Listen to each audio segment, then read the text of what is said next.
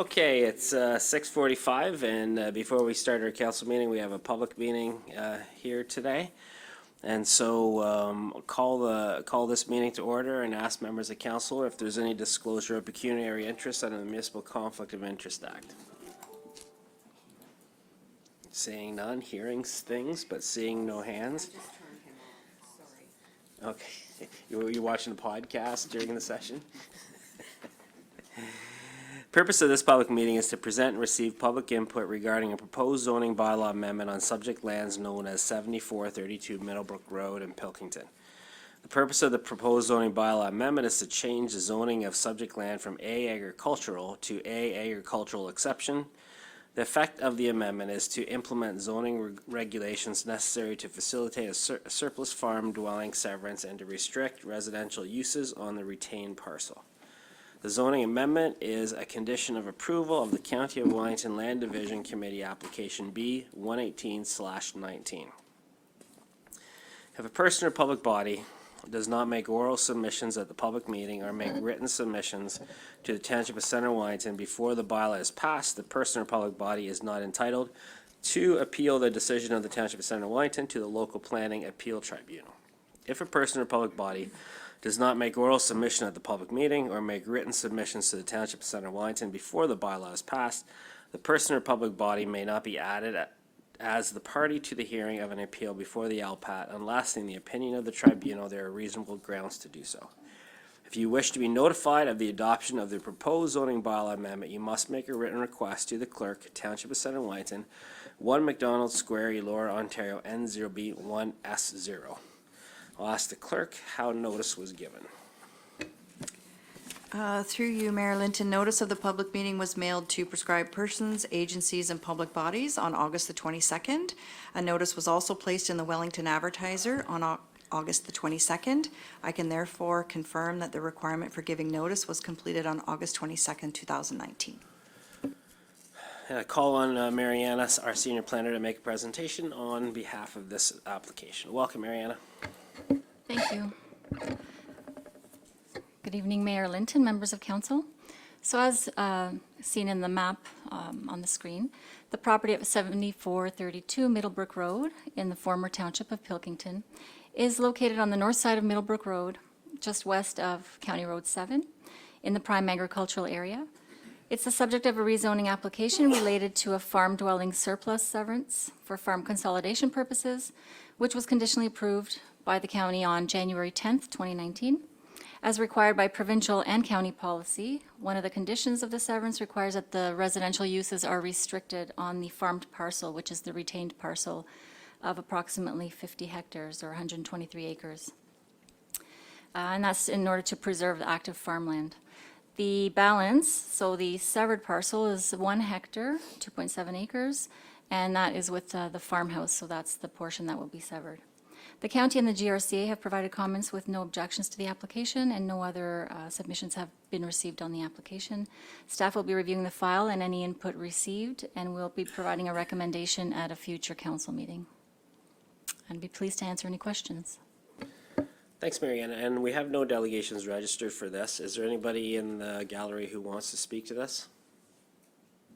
You do? Okay.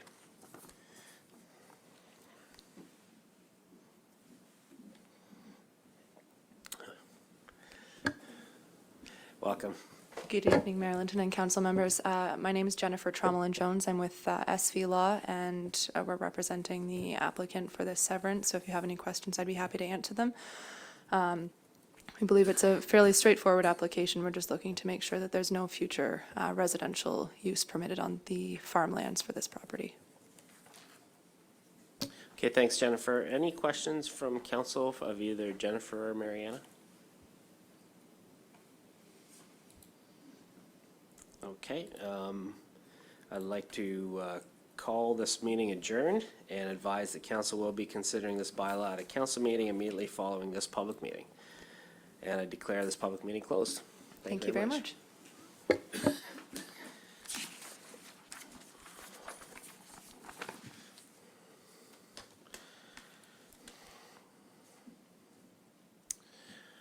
And we can go right into our council meeting, so welcome everyone to our council meeting for September the 30th, last day of September. I can't believe it already. And the first thing that we have is our Center Wellington Healthy Community Design Baseline Project. And we have Amy from the Wellington, Dufferin, Guelph Public Health here to speak to us. You're going to do an introduction first? Okay. Thank you. I'll just do a brief introduction. So since the spring of 2017, staff have been working on a team with Wellington, Dufferin, Guelph Public Health with their health promotion staff on a project to study and measure healthy community design and related public perception in Centre Wellington. The project was fully funded by Public Health and was offered to a limited number of communities as a health promotion initiative, Centre Wellington being one of them. So the main goal of the project was to establish a baseline of key indicators for healthy community design, and they would be tailored specifically to Centre Wellington. So what they do is help us measure how the indicators have changed over time and how the community is growing and how the project is progressing in terms of the intervals of 5, 10, and 15 years when they will be measured again. So there was also a public community survey that helped provide input into this project about residents' perceptions of healthy communities and growth. And much data was analyzed, and the final product with key recommendations is being provided to you tonight in the agenda. The report will help direct future policies and initiatives around growth and was recently presented to the Healthy Growth Committee as well for information. So I'd like to introduce Amy Estill from Wellington, Dufferin, Guelph Public Health, Manager of Health Promotion, and she'll present the report and its findings and methodology that was undertaken in more detail, and then we can answer any questions that council might have. Thank you, Marianne. Welcome, Amy. Thank you very much. Good evening, Mayor Linton and members of council. I'm very pleased to be here this evening to present to you the results from our Healthy Community Design Baseline Indicator Project. As Marianne mentioned, this was a partnership project between Wellington, Dufferin, Guelph and the Township of Centre Wellington. And we're very much looking forward to sharing the results of this project here with you tonight. So this project is all about the built environment. And the built environment really refers to the human-made or modified physical surroundings in which people live, work, and play. And really the built environment creates opportunities or challenges for people to live healthy. So we know that the built environment can influence the way people travel in their community. It can influence their access to healthy food, and it can provide environmental and economic impacts and benefits as well. And so all of these factors really make it important to support healthy built environments in our communities. So when we talk about some common built environment factors, we're talking about things like safe walking and cycling routes, parks and green spaces, access to healthy food sources. All of those things encourage physical activity, reduce air pollutants caused by vehicle use, and promote good nutrition, all which contribute to good health. So there are 5 main features of a healthy built environment, and we based our partnership project on 4 of these features: neighborhood design, transportation networks, natural environments, and food systems. Housing was outside of the scope of this project. So, as Marianne mentioned, this really was a project to assess how well the built environment in Centre Wellington supports the health of its residents. And it was done through the development of baseline indicators to measure how well the built environment supports the health of residents that we will monitor over time for the next 15 years. The objectives of the project were really, first, to determine how residents currently travel within their current neighborhoods, and to determine what they like when it comes to community design, so what their preferences are. Second, to gain an understanding of residents' knowledge about the relationship between community design and health.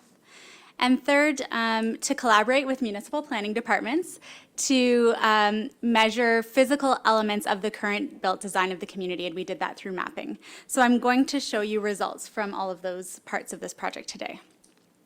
So in order to collect data to measure the indicators that we decided upon, we undertook 2 different data collection activities. The first was a survey. So we conducted a survey with residents to measure their current behaviors, active travel-related behaviors, and their knowledge about the link between community design and health.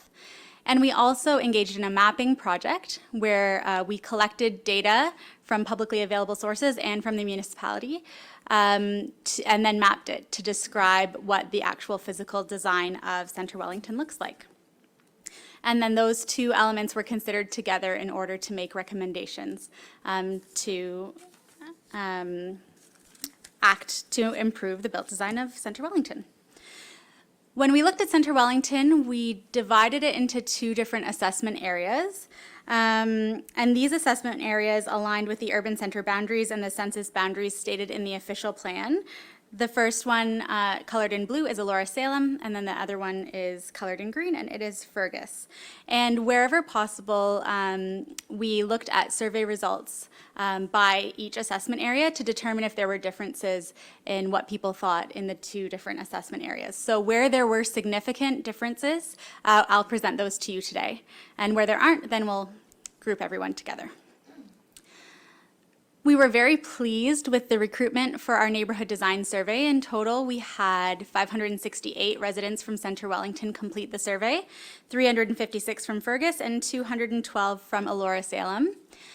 After collecting the survey data, we weighted the survey responses to compensate for any demographic differences that might have existed between the survey population and the population of Centre Wellington as a whole, in order to make our results more representative of the Centre Wellington population as a whole. As I mentioned, we also collected physical design indicators that we mapped under the 4 features of focus from the framework. And so this just gives you an idea of some example indicators under each of those framework features. There are lots more in the report, so I encourage you to check out the report when you can. But I'll go through each of these. So under neighborhood design, we looked at things like dwelling density and intersection density. Under transportation networks, we looked at things like the percent of dwellings within 800 meters of some features of interest like supermarkets, schools, and parks. We also looked at the total meters of trails per hectare. Under natural environments, we looked at the percentage of park and green space. And under food systems, we looked at the Modified Retail Food Environment Index, which looks at the proportion of healthy food sources to unhealthy food sources in areas. So I'll present on some of these things now. So we'll start with our results. The first area that we looked at was neighborhood design and specifically neighborhood density. And we look at this because compact communities with high residential and employment density increase the proximity of amenities to people and naturally promote active transportation to school, recreation, and other services. So the first thing we'll talk about here is the results from our survey around density. So in our survey, we showed residents 2 images. Image A shows a neighborhood with a mixture of different types of housing that are close together. And neighborhood B, the one on the bottom, has single detached homes that are further apart. So A is the more dense neighborhood and B is the less dense neighborhood. The first thing we asked residents is which of these images they preferred. Did they prefer image A or image B? And what we saw is that most preferred the lower density image, which is image B.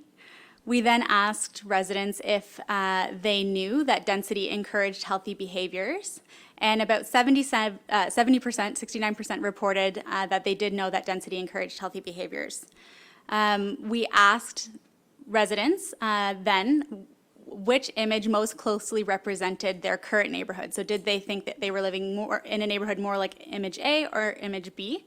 And we found a difference between Fergus and Elora Salem residents here. So we found that 63% of Fergus residents thought that their neighborhood was more like image A, which is more dense, and 53% of Elora Salem residents thought that their image represented neighborhood B, which was less dense. So what we see here is that residents in Centre Wellington recognize that dense neighborhood design encourages healthy behaviors, but most preferred less dense neighborhoods. So a recommendation that was developed as a result of this really was to educate and bring awareness about the benefits of intensification as Centre Wellington continues to grow and reach population targets through intensification. And we've been discussing some ways to do that with the Planning Department. We also looked at 2 physical form indicators here. We looked at population change, and you'll see population change come up again later, and dwelling density. So when we look at the population change graph or map, which is on the left, darker colors indicate greatest measures of population change, so more population change, and lighter colors indicate negative population change. And so what we're really seeing is that population change is happening more in peripheral areas of both communities and less in the core areas of those communities. And we also looked at dwelling density. So here on this map, darker colors indicate greater measures of dwelling density per hectare. And what we're seeing is that more dwelling density is located in the urban areas, so the more central core areas of each of our assessment areas. So really what we're seeing is that the areas that are experiencing the greatest population change or the most growth had lower dwelling density. So new developments and even small increases in residential dwellings that were previously less developed are really increasing, contributing to increases in population. All right, the next thing that we looked at is connectivity. So really when we're looking at this, we're looking at how connected different types of neighborhood features are for residents. So we're looking at street and sidewalk connectivity, linking residential, commercial, and recreational locations. We look at this because more connected neighborhoods encourage residents to travel actively, reduce vehicle use, increase social interactions, and contribute to feelings of safety. We used imagery in the survey to ask residents about connectivity. So we showed them image E, which is on the left. Image E represents a more connected neighborhood. So we see that there are streets in a grid-like pattern, and there was a descriptor that told residents that in image E there are sidewalks on both sides of the road. And we showed them image F, which was described as curved streets with several cul-de-sacs and fewer sidewalks. So again, we asked residents which image they preferred, and we saw that about half preferred image E. We asked them what they felt their current neighborhood was more like, and about half chose image E. And we asked them, residents, if they believed connected design encouraged healthy lifestyle behaviors, and about 3/4 thought that it did. So really, most Centre Wellington residents thought that connected neighborhoods encourage healthy behaviors, but only half of residents preferred the design of connected neighborhoods, and just over half perceived their neighborhoods as being connected. So we have our population change map here again on the left, and we're going to use this to look at population change compared to intersection density, which is another measure of connectivity. So on the intersection density map, darker colors and more black dots indicate greater measures of intersections per hectare. And so you can see that, and greater measures of intersections per hectare are more connected neighborhoods. So what you can see here is that, again, there's greater connectivity in sort of the core areas of Fergus and Elora, and less connectivity in the peripheral areas. And so when we consider these beside each other, we see that the areas with the fastest growing populations are measuring the lowest in connectivity. So this reveals an opportunity for promoting neighborhood connectivity in the growing areas of Centre Wellington. And one of the recommendations that resulted from looking at this was to add Wellington, Dufferin, Guelph Public Health, the place that I work, to circulation lists for related policy development applications. So we can review development applications and provide healthy community design comments in order to add the health lens to development applications. And we do this for other communities in our area as well, and we'd be happy to do this for Centre Wellington. The next thing we looked at is active travel-friendly neighborhoods. So we're looking at active transportation networks. Good active transportation networks promote universal active living, create safe and equitable access to amenities for residents of all ages and abilities, and provide environmental benefits through reduced vehicular emissions.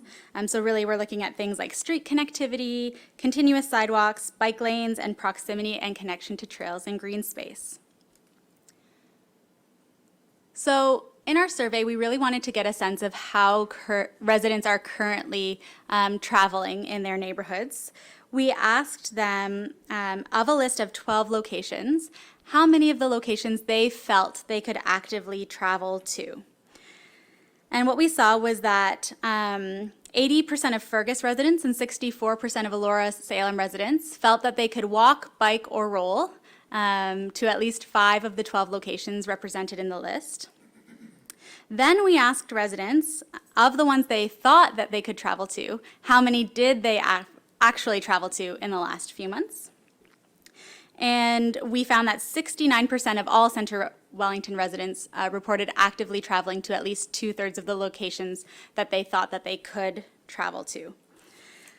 We explored this connection a bit further, and I'll talk about this a little bit later. We found that residents reported outdoor recreation destinations as really important locations to them to be able to actively travel to. And so what that might indicate is that easy access to parks, green spaces, trails, and exercise are the main drivers of active transportation in Centre Wellington. The next thing we looked at is food systems. And so here we're looking at designing communities and neighborhoods that allow for all residents to have equal opportunity to access affordable, safe, nutritious, and culturally appropriate foods. And this would be to reduce health inequities and support positive health and well-being of the whole population. We didn't ask any survey questions related to food systems, but we did some neat mapping here. So one of the things we mapped is percentage of dwellings within 800 meters of a supermarket. So this map shows supermarkets in red dots, and then there's a red kind of squiggly outline around each red dot that shows 800 meters around that supermarket via streets or sidewalks. So it's not an aerial view, it's an actual walking path. And so the darkest colors on this map indicate the greatest proportion of dwellings within 800 meters of a supermarket. And the lighter areas represent a low proportion of dwellings within 800 meters of a supermarket. So what we can see here is just that there is some good density around the supermarket. On average, 35% of dwellings within Centre Wellington were located within 800 meters of a supermarket. And it was about the same in Fergus and Elora and Salem, slightly higher in Fergus. Oh, we do realize that this map may have changed since we engaged in this project. So I have heard that some supermarkets have closed and some may be moving or may have already moved. So this is why this type of project is great. We'll be repeating it again in 5, 10, and 15 years. So we'll be able to look at changes over time in terms of these different built design indicators. We also looked at an index called the Modified Retail Food Environment, and this index identifies access to healthy food options in proportion to all food sources. So it looks at the number of healthy food sources in comparison to the number of less healthy food sources. And so it can identify areas that have more healthy food sources and identify areas of overabundance of less healthy food options. However, the one thing I want to note with this is if you have a low number of food sources, this indicator can be a little bit biased by that. So in this map, darker colors represent higher MREFI scores, which is more healthy options, and lighter colors represent fewer healthy options compared to unhealthy options. So what we're seeing is that although the overall percentage of dwellings located within 800 meters of a supermarket was greater for Fergus slightly compared to Elora, the proportion of healthy to less healthy food sources in Elora Salem was greater. And this index considers all food sources in the area, not just supermarkets. So it considers restaurants, basically anything that's inspected by public health that sells food. The last part of the framework that we looked at is natural environments.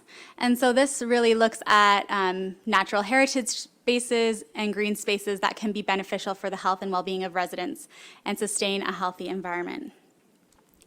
We asked residents about how important different neighborhood features were to them to have in their neighborhood. The most commonly selected features were natural environment features like walking trails, playgrounds, and social gathering spots.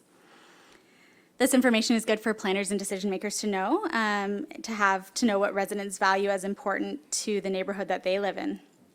The other interesting thing that we saw here was that, and I didn't present this, but we saw that 92% of all residential dwellings were within walking distance to a park in central Wellington, which is fabulous. And there is I'll show you next, there's a strong presence of trails throughout central Wellington, so that really kind of supports these resident perceptions of importance of nearby natural features. So this map, as promised, shows total meters of trail per local hectare. Darker colors on this map indicate more meters of trail per hectare of land. And the red lines outline the specific trail networks throughout the community. So what we see here is that there's a really nice trail network throughout central Wellington. There's lots and lots of trail coverage, lots and lots of little trails across. When we think about that population change map that we saw earlier, one thing that does come to mind is that some of the areas that are experiencing increases in population are the areas that have less trails per hectare. So this is something that could be addressed going forward, especially since we know that Centre Wellington residents said that it was important to them to have nearby walking trails and the ability to actively travel to trails. We also recognize that the Trails Master Plan addresses most of the efficiencies in the trail system. So it was recommended in the report that continued funding from upper and lower tier municipalities could be allocated by councils to continue to implement the plan and formalize trail systems. So those are all the findings I'm going to share with you today. As I mentioned, lots and lots of more interesting details and juicy findings in the full report. So the recommendations that came from the report really are threefold. First, to share these findings with local councils. That's what we're doing today. Thank you very much. And decision makers to support healthy built environment initiatives within the community. The second is to use these findings to inform policy documents like official plans, master plans, strategic plans, and different community plans. And the third is to partner on planning with public health for land use and development applications. And I spoke to some of the other recommendations in the report as I went through the presentation. So really the next steps for us are to release the final report publicly. Public Health is also creating a web-based interactive report, so you can go onto our website and really explore these findings in greater detail by clicking around and changing the findings based on different demographics and things like that. So that will be available to you as well. To act on the recommendations in partnership, and then to monitor these indicators again in 5, 10, and 15 years, to assess changes in the built environment and to assess the impacts of those changes on residents of Centre Wellington. And that's all I have for you today. Thank you very much. Great, thanks Amy for that presentation. Appreciate you going through that with us today. Turn it over to council. Any questions? Okay, thank you very much. Thank you. Moving on to 4.2, 2019 Employee Compensation Update from Marianne Love. Is Sanders to speak first, or just go right? Go right to Marianne. Okay. Welcome, Marianne. Nice to be here. Good evening, everybody. I'm on now. There is a report, I believe, in your package, I think, or is there presentation up on deck? It's coming. I should be more patient, so I will be more patient. Thank you. So I would just, if pleases council, I'll walk through the presentation. Happy to take questions as I work through it, or at the end, whatever you wish, your worship. In terms of background, the township has conducted a review of current compensation program to assess their competitive pay market against the township's current pay target and various other percentiles, and with a view to ensure that we're internally fair and equitable and pay equity is maintained. That was the thrust of this review. The last compensation review was undertaken about 7 years ago, back in 2012, implemented in 2013. I conducted the bulk of that review. This review will produce an updated salary grid for implementation January 1st of 2020. So field work done in 2019, implementation in 2020.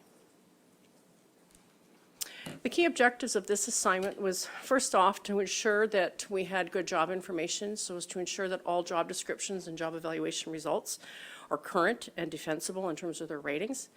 I updated the band placement for the jobs of similar value to support pay equity analysis and an updated salary grid.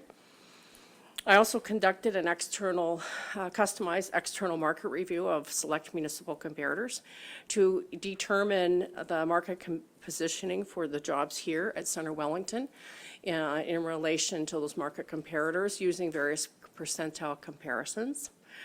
Coming out of that, I developed an updated salary grid structure based on the competitive pay market and the compliance requirements under the Act, reviewing for pay equity compliance, and in the end prepared a summary report, which is largely what you're seeing today, which includes the methodologies, findings, conclusions.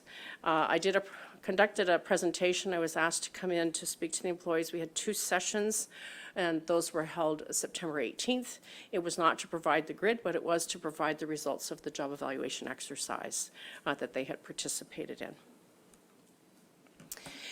This slide would have been shared with council back in 2012, and it's good today as it was back then. These are the compensation principles that were considered in this review as they were then. There are 4 main elements in our compensation philosophy here at Centre Wellington, and each one of these elements were touched upon in this review. So as a governing authority, we want to ensure that we have systems and processes in place that will allow us to say we pay fairly and equitably. Internal equity is achieved when we are able to evaluate jobs using a job evaluation system, which we have here at Centre Wellington, and use a banding structure that puts jobs of similar value in a pay band with a common job rate for those jobs within that band. In terms of compliance, the key piece of legislation that we want to be mindful of through a review such as this is the Pay Equity Act. And pay equity compliance is achieved when we analyze the jobs and prepare an updated pay equity plan, always mindful of the gender of the jobs and to ensure there's no pay gaps.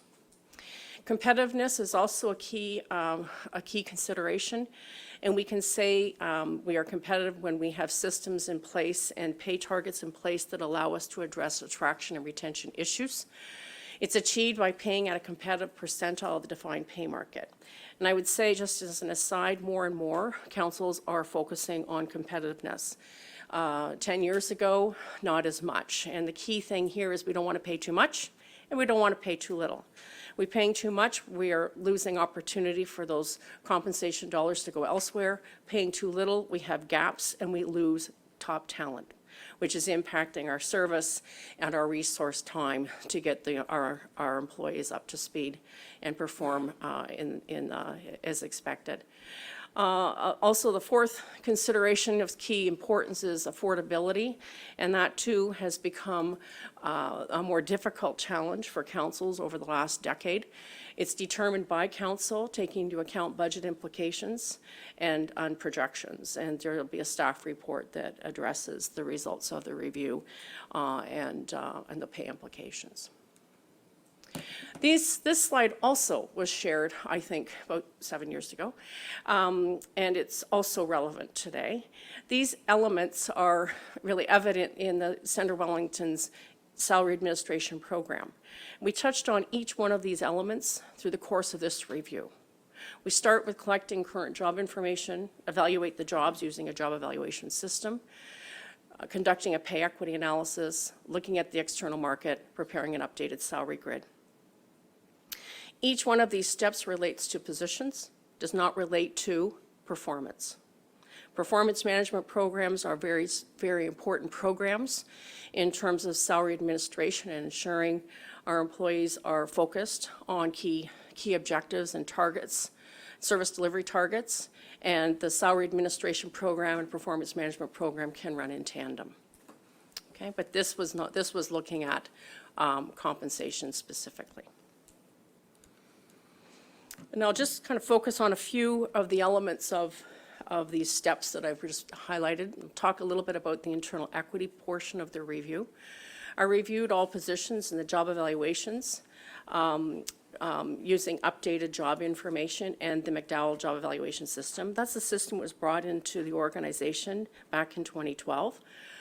That system has been used on a regular basis, not just through this review, but as jobs have been created and as jobs have changed, those jobs have been reviewed regularly using the same point factor system, which is great. And it's a practice this organization should be proud of, and I think it really goes a long way to underscoring the results that came out of the review, which I'll share with you shortly. I placed the positions in the current banding framework that holds positions of similar value in 17 pay bands. The banding framework was tested to ensure that it can continue to support the positions in this organization and in future growth expectations. Because while we maintain our pay practices and our systems on a regular basis, it's only periodically that we have an opportunity to look at everything. So I wanted to make sure that the framework would continue to support future growth. It was tested and, in my view, and will continue to serve. As a result of the internal review, 8 positions changed in band placement as a result of the job evaluation results. So that's 8 positions out of 101. I think I have that right. So that's not a lot. And the reason why it's not a lot is because of the regular and recurring job evaluation program that's been diligently undertaken by this organization. So I see very different results in other organizations, which has a major impact on budget when it's done on a periodic basis. So again, this is a very good practice. In terms of pay equity, the purpose of pay equity is to ensure that there's no pay discrimination between male and female jobs when comparing pay of the female jobs to male jobs of similar value. Now, the source of the pay equity requirement sits in the Pay Equity Act. The Act has been largely unamended since 1990. The obligations are as strong today as they were back in 1990. So whenever we do a review such as this, we want to ensure that we continue to be compliant. One of the outputs of the 2012 review, when I undertook that assignment, was to prepare a plan. So we wanted to make sure that the plan continues to be maintained. Pay equity is achieved when it can be demonstrated that all female job classes have the same job rate as the male comparator class within the same band. So when we use that banding framework that came out of the 2012 review, and over the years in between that review and this review, we continue to update new and changed jobs, putting them into that framework. It's a very, very good maintenance practice.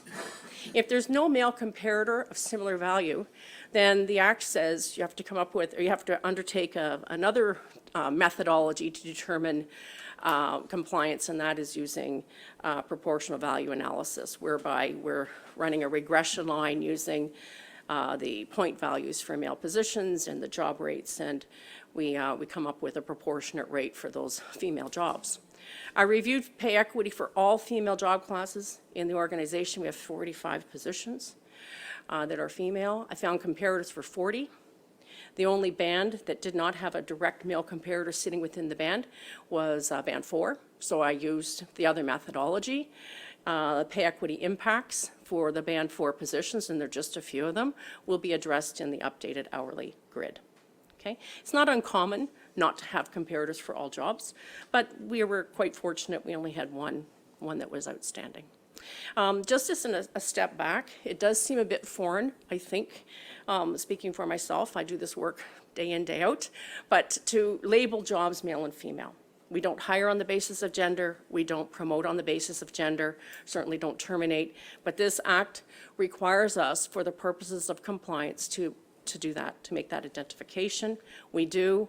We do the analysis, and then we move on. It's just part of our housekeeping and our sort of health check in terms of our compliance. Now, moving to the market competitiveness, conducted a custom market survey. Municipal comparators were selected having regard to a defined set of criteria. So we looked at organizations of comparable size. There's various measures of size, population, operating budget being some. Similar employment markets, and that's usually driven through the geographic placement of our comparators. Certainly equivalent scope of services, so we like to compare to other local area municipalities. And certainly we took a look at historic comparators that we used back in 2012. And also there were comparators used in the 2018 council compensation review. The positions were matched to the external market by myself, having regard to their position responsibilities, organization design, and job rates. I prepared comparative market or statistical market analysis using various percentiles.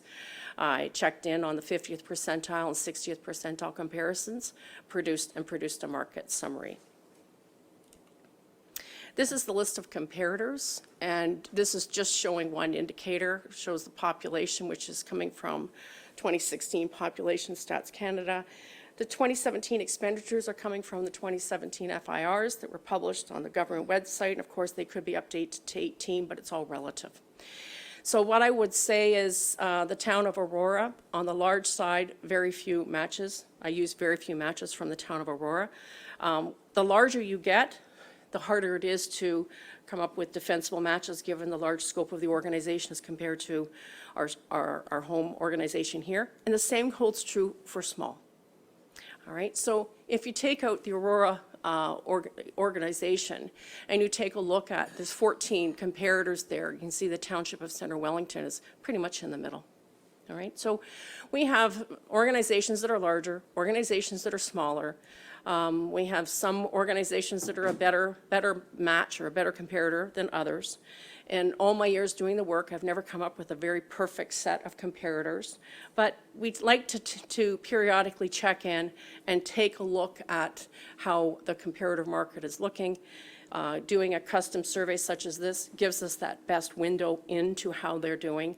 And I would say I'd say probably 75%, maybe more of these comparators, I've done the same work for them, or I've used, certainly all of them, I've used all of their data over the last 24 months. So quite familiar with their jobs, how the jobs relate, and how we might be able to compare here to Centre Wellington.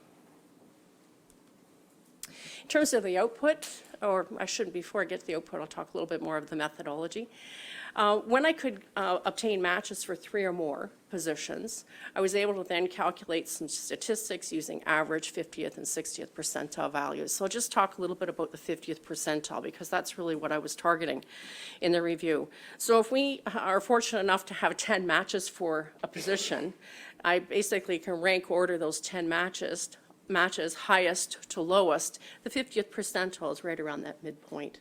So half of the matches are of higher value, half are lower. And of course, if we're looking at the 60th, that's just a higher target within the ranking.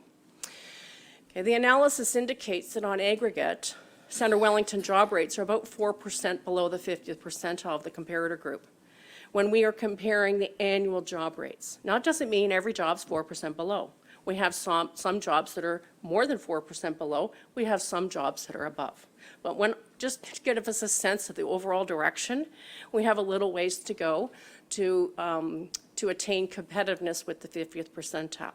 Now, if we're looking at and comparing the hourly rates, we do much better. We're about 1% above. So again, with deviation in some positions. So the difference in those statistics is really, well, there's a couple things. But the first observation is that amongst the comparators that are on the preceding slide, many organizations have different hours of work for their positions. So some have 40-hour work weeks, 37.5-hour work weeks, 35-hour work weeks. And this is why we like to look at both annual and hourly. But when it is that it all distills down, and I take a look at how we are comparing with the jobs that are on our annual grid and how we're comparing with jobs that are on our hourly grid, we're more competitive on our hourly grid positions, all in, which is, it's a good story. So it's not, we just have to really focus on what we need to do to get the others sort of brought up to around that 50th percentile target. The banding framework that I referenced earlier has 17 bands, and I should just as an aside, those 17 bands hold the hourly and the annual jobs. We bring them together to evaluate them and rank them, and then we pull them off to put them in their separate grids. The banding framework allows for differentiation of the positions based on the value of the job and the market pricing. The 50th percentile of the pay market is recommended, having regard to the size and scope of the comparators. I have to say, I apply a very conservative hand to the matching. I remove outliers, so the outliers are not skewing the results. And also, you know, we have to have regard to the future challenges in attracting and retaining top talent in key positions, given our workforce demographics, which have become more of a challenge today than they were 7 years ago. Given the retirements and given sort of that move through on the baby boomers, it is becoming more and more difficult to attract talent, top talent in key positions in this sector. The job rates were prepared to show compliance with pay equity requirements and the 50th percentile market targets. The job rates were adjusted for 10 of the 17 pay bands to align with the 50th percentile target. So there were just, some of them were just lifted, and not all by the same amount. Some were lifted just a little bit to get to that 50th percentile target, and some a little more. So we're trying to equalize our target, the target throughout the bands. The 2019 grids were prepared using pay equity adjusted rates and the 50th percentile pay targets. I used a 5-step progression model with 4% step differential. It's exactly what you have today. So I used the same grid framework. The job rate, or step 5, is the maximum rate for the salaried positions. Okay. The 2019 salary and hourly grids will be adjusted, or will need to be adjusted for implementation in 2020. As I was mentioning earlier, all the field work has been done in 2019 and with the view to implement next year. So Centre's Wellington staff, so HR and your finance group, have your finance support have prepared an implementation costing for the 2020 salary grid using a next closest step methodology. So that just means taking a look at the current rate of pay and moving it to the next closest step in the salary grid. This is a best practice. It's a common practice in the sector as opposed to going step to step, which is a bigger jump. So it also allows for a phased implementation and a bit of relief in terms of the cost of implementation. It also allows our employees more opportunity to move through the grid at the newly identified steps. And again, the methodology is common in the sector, having regard to fiscal restraint, ability to pay, and certainly the opportunity for movement through grid. In terms of next steps, future considerations, as I mentioned, we had two very positive sessions with staff on the 18th of September. Job evaluation results letters to the permanent, full-time, and part-time employees were distributed through the managing directors September 25th and 26th, just after those sessions, with an opportunity for employees to request a reconsideration of the evaluation result. It's recommended that the township continue to maintain equity, internal equity and pay equity compliance by evaluating the new and changed jobs. As I mentioned, I think we would have had a lot more changes than 8 had we not been so diligent. So that was not a surprise to me. We moved what needed to move based on content, and it was supported by market. So we want to continue with that practice. I'm also recommending that the township give consideration to adjusting the salary grid annually, having regard to average projected adjustments provided by the comparator group. So we're having regard to what our comparators are paying. Certainly negotiated increases, published survey projections, and ability to pay. And it may be that times are there's periods of restraint. And if that's the case, and there's going to be so much put to the grid, it's nice to know what can be put together, or where you might need to make up in the next year. Just to be mindful of the fact that we don't want to lead and we don't want to lag in trying to keep that 50th percentile target. I think that the job rates for the senior management position should be monitored annually to ensure competitiveness with the external market. This is where I'm seeing the greatest challenges in the sector in terms of the ability to attract and retain. So we want to make sure we're paying competitive to the market. It may be that the organization has the ability to take a look at the percentile target in the next review. Again, this is a conservative approach, and even then, taking us to the 50th percentile, there are adjustments, and there will be some impacts certainly on your operating budget in that regard. But what I would say is that many organizations, many municipalities over the last 5 years or so are looking to the target and moving from the 50th to 55th and to 60th and to 65th. They're all different. All the organizations are different, and ultimately it certainly is a council decision based on affordability and balancing all of those things that I referenced earlier. I'm also recommending that council give consideration to maybe tightening up the cycle of cyclical review. I think it might have been 5 to 7 years. A better practice now is 3 to 5 years. So we've picked 5 years instead of 5 to 7. So you might want to take a look at taking a look at the cyclical market within that 5-year span. And I think that also goes a long way to mitigating large market adjustments to the salary grid in any 1 year. So again, it's about being prudent and keeping your hand on the dial. And I think that's it, because I can't get another one up. I think that's it. Okay. Thank you very much, Marianne. And it's just such a extensive presentation. Appreciate all the work that you did on this, and we probably should have done this up front, but let some of the councillors here who haven't seen you before know what your qualifications are. Because I think, when it's talking about government compensation, everybody knows who Marianne Love is. So I think that's something, like, we bring in a consultant, it's really important for us to recognize that we're bringing in somebody that is really well known in this market space. And as you mentioned, that list of comparators, when I look at them, you did most of their work. So it's something that's really important for us to make sure that we highlight. This is a real serious and important piece of work, and we appreciate having you here. Pass it over to questions from council. Now remember, let's stay fairly general in nature. We don't want to get into any specifics, obviously. So any questions about the results, the methodology?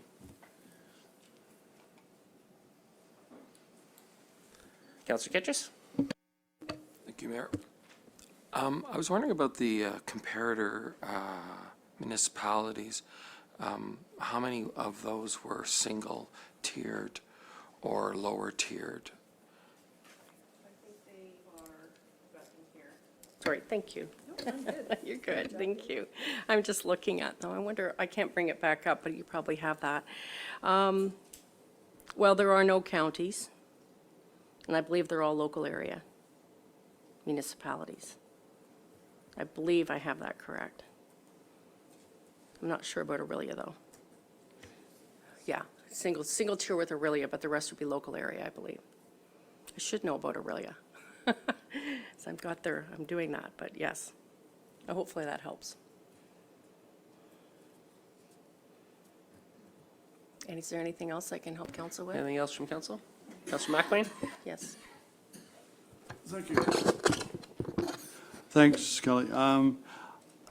You mentioned, I think, if I understood you correctly, that we're currently 1% above the hourly rate, but slightly below the annual rate. And that difference is mainly based upon the fact that, or partially at least, based on the fact that we're a 35-hour week versus some who are 37.5 or 40-hour weeks. Is that correct? That's the partial difference, but when I look at just the hourly positions So I think those might be bands 7 and below. Do I have that right, Andy? On the whole, and those are better to match to hourly rates. We're very competitive. We're doing well. So, I mean, that, the observation that I said, the difference between annual and hourly is absolutely true. But we have a unique situation here at Center Wellington where actually you have 2 split grids. So you know, you just sort of take a look at the data and the observations, and that was pretty clear. So that's sort of something that popped out. So I thought that was, it's a good observation. It's something to be proud of. I don't think we're overpaying at all. We're paying well. So in a review such as this, you only need to, you want to put your compensation dollar on a cyclic review to where you need to. And so I've highlighted those bands. So. Councillor McCray? Thank you, Mayor Linton. Do you also look at professional organizations' recommended salary grids, such as the Ontario Society of Professional Engineers? I have seen the data, but I did not look at it for this review. We had some very good comparators amongst, in that area of work, in that service area, from our other municipalities. So if I didn't have that data available, I would probably start to look at some of the professional organizations. The difficulty with some of that data is that it doesn't necessarily put it down into, say, municipal scope. It'll also show private sector, and we are not the private sector. And also, and when you're looking and comparing private and public sector, we pay differently. We have a very good pension system in municipalities. We don't typically bonus, right? Or you have performance pay beyond step movement. So it's sort of hard to reconcile. I've done it, but I haven't had to do it here because I had some very good matches. Councillor McCray? Thank you, Mayor Linton. The numbers that you're coming up with, are they just straight salary, or do they actually include benefits as well? It's a great question. I should have referenced that. Only salary. And when I matched the positions, I matched maximum rate to maximum rate. So apples to apples, not, you know, minimums, not employee rates in terms of steps. So the maximum rate to maximum rate. Amongst the municipalities, typically, I know I'm really broad brushing it here, but there's a general sense that certainly the pension is the same, but and then other than the pension, the health, dental, medical, is generally about the same.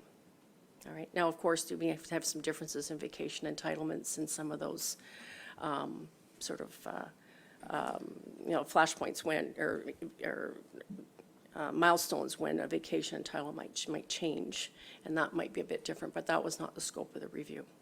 Good things to look at, but that wasn't this part of the review. Councillor McCray? Thank you, Mayor Linton. I guess one question I have is, has there ever been any consideration given to doing a comparison of the benefit program that we have for our employees versus benefit programs within these other municipalities to see how competitive we are? Because I know a lot of people now are looking at the benefit packages. Sure. Well, I think maybe, Andy, your CEO may want to walk through that in terms of answering the question whether it's been considered or not, because I can't respond to that. Thanks, Marianne. So when we do our benefit package, we have an outside consulting that assists us with that, and they are aware of what other municipalities' compensation packages are. And so we do review that. We've never done a formal, but we do rely on theirs as to being competitive with other municipalities, because we also know that not only is it the salary, it is the benefit package as well for a lot of them. But as Marianne says, you know, vacation entitlements, you know, municipalities are pretty close across the table for that. The pension, and then it's the individual. And the challenge with some of that is more of the dollar value, not necessarily what's made up in the benefit package. We may be higher, a little bit higher in a dental versus chiropractic or some of those benefits. And that really is driven by a negotiation piece with each of the unions or the employee councils that, based on their makeup of employees, they prefer to put their money into one area versus another area. But when we do talk to Moisey & Moisey, who do our benefit package for us, because we purchase it from a group packaging instead of individually, we're able to say, where do we stand within the comparators within our municipality, and they're able to report that to us. Councillor McElwain? Thanks, Kelly. Within each band, there's kind of like 4 or 5 steps. Is the timing between steps equivalent for all the comparators? Like a band can take 5 steps, can take 10 years or something, whatever the numbers are right now, I can't recall, but is that similar from community to community? Yeah, it tends to be. I wouldn't say they're all 5 steps, 4%, but that is the prevailing practice. Some may have an extra step, could be 6 steps. I've seen 6 steps, 5%, 6 steps, 3%, but most of them are 4% between the steps. Very, very few municipalities have min-max ranges. It's mostly steps. But yes, it's a prevailing practice. I wouldn't say every one of them had exactly the same, but a number of them would have.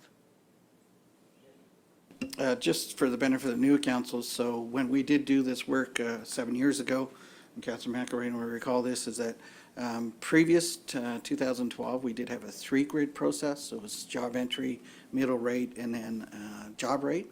And so that was something that council did ask staff to look at revamping that compared to other comparator groups. And so that is what council approved 7 years ago that Marianne helped us with, is doing the 5-step grid process in order ensuring that we hire at the beginning rate and then you work through.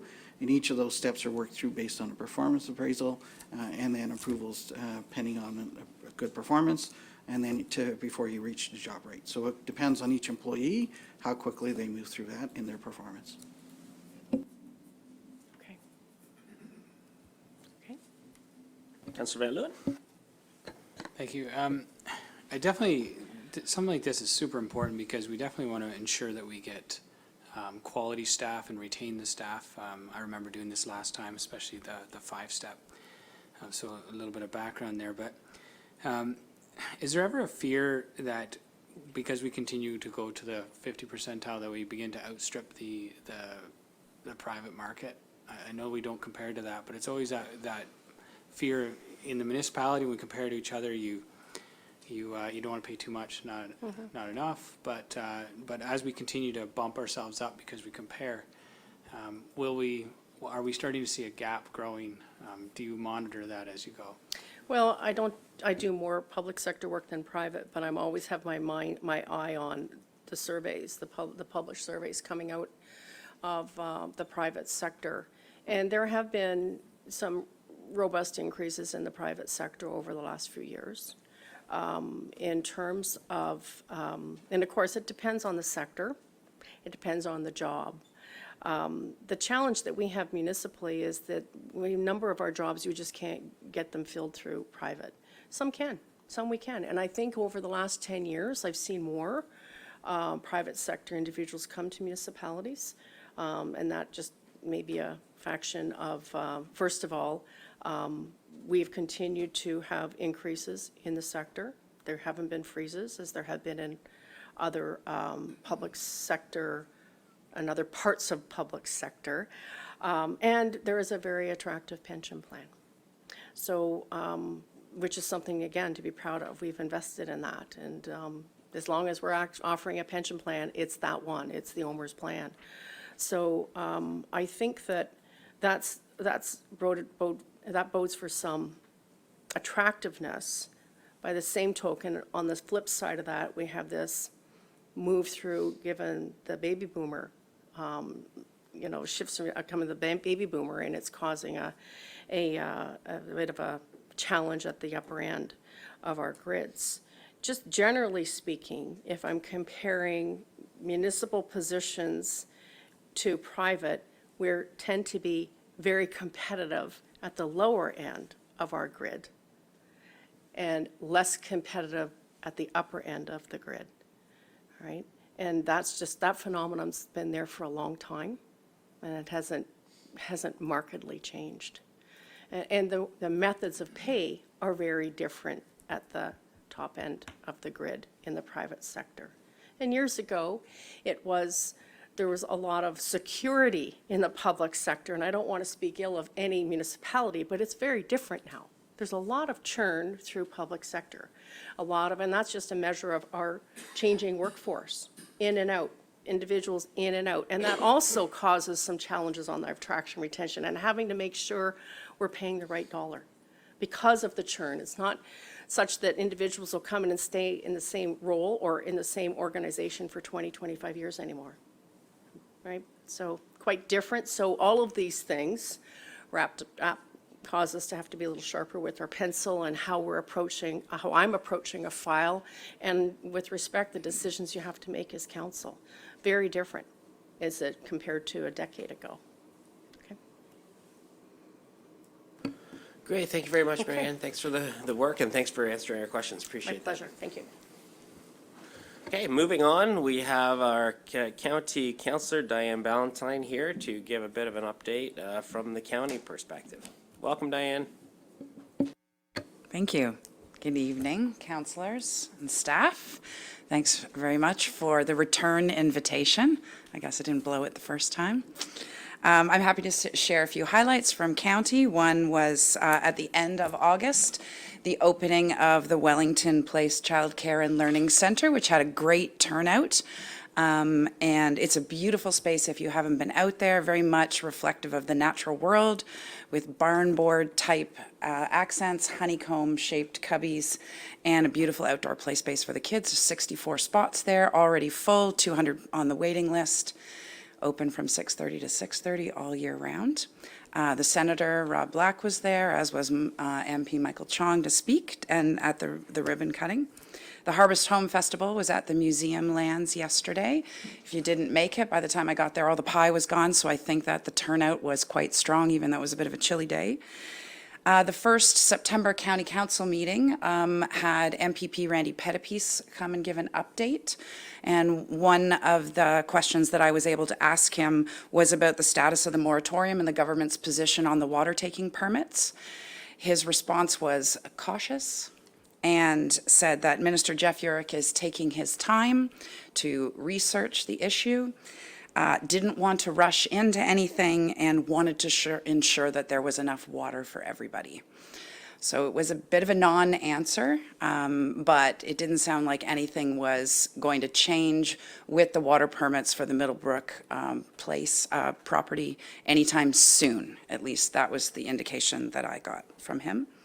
We're continuing to gather information about the Continuum of Care project out at Wellington Place, and Council just passed a motion last week to take another small step in exploring that project by putting out an RFP for a consultant, for an architect as well as a cost consultant, and that'll give us the opportunity to have a more specific, detailed picture about what that project could end up looking like. The Ridewell launch is tomorrow in the barn at the museum. So this is a really exciting program for our entire county, as we are in that awkward stage of not being able to have the tax base to support a full public transit system without robust support from the provincial and federal levels of government. So this is a good measure, and it'll be really interesting to see how it catches on and how it goes in its early days. And finally, I entered a couple of notices of motion at County Council last week. One was to ban the use of single-use plastics in county facilities, as well as the introduction of a consent agenda mechanism in order to help streamline the way that county council meetings are operating. And we're going to debate those motions at the October council meeting. So as citizens of this fine township, if you have opinions on such motions, please feel free to share them with your county councillor or your mayor/warden. And I think that's pretty much the highlights, if anybody has any questions. Thank you very much, Councillor Ballantyne. Questions from council? Oh, you get off easy. Wow. The Vital Signs, which is not county, but the Centre Wellington Community Foundation launches tomorrow, which is really great data for municipal councillors to have in their municipal planning. So hope to see you at the Rugby Fieldhouse at 8 a.m. tomorrow morning. Great, thank you very much. Thanks for coming in and taking your time. Thank you. Okay, so my county council update is now shorter because I was going to talk about the continuum of care. Again, I just wanted to reiterate what Councillor Ballantyne talked about. No decision is made, but we need to go the next level down in order to see what the business case is, see how much it would cost. But the idea behind it is to provide an opportunity for seniors to age in place.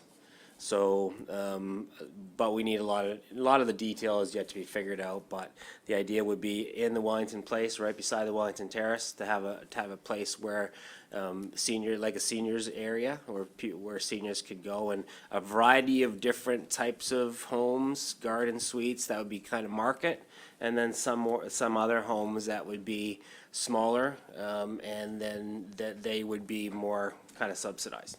So the idea would be attainable housing for the seniors population. So it's exciting. You hear a lot more about it when we start to bring in an RFP to get an architect to see what this looks like and what the cost of something like that would be. So obviously you're going to hear more about that from me and from others.